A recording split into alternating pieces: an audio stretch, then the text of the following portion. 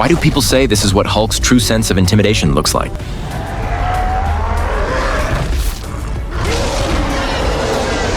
Hulk was originally a raging beast trapped inside a human body, not the weakened Professor Hulk we saw in later movies. His eyes were filled with endless rage. Every muscle in his body was tense, and he was determined to destroy everything in front of him. Hulk represented the anger and fear that Banner had suppressed deep inside himself. Every transformation came with cellular mutations and restructuring, along with screams of unbearable pain. General Ross once tried to capture this kind of beast, but the entire elite military force he brought, along with Stark Industries' sonic weapon, were all brutally destroyed by Hulk. Even Blonsky, who had been injected with the super soldier serum, was kicked so hard by Hulk that he was left severely injured. After recovering, Blonsky became obsessed with Hulk's power. He even injected himself with Banner's blood. Eventually, he transformed into the monstrous and twisted Abomination.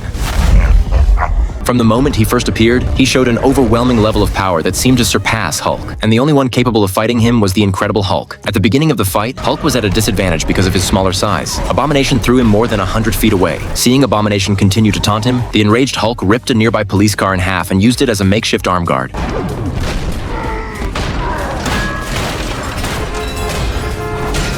He hit Abomination so hard that one of his teeth came flying out. Is that all you've got?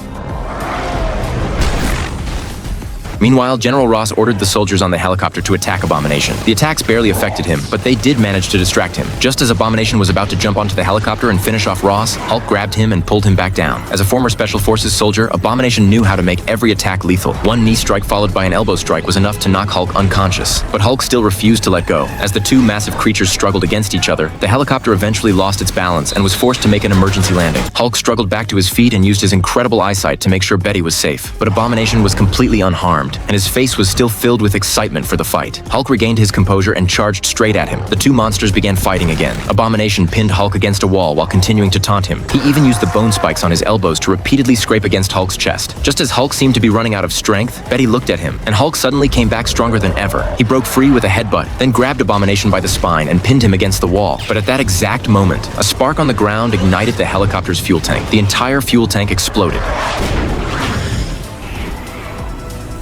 Hulk had just confirmed that Betty was safe when Abomination suddenly attacked him from behind. He swung a chain wrapped around a massive piece of concrete and sent Hulk flying once again. When Abomination raised the chain and prepared to attack Betty, Hulk unleashed one of his most brutal moves.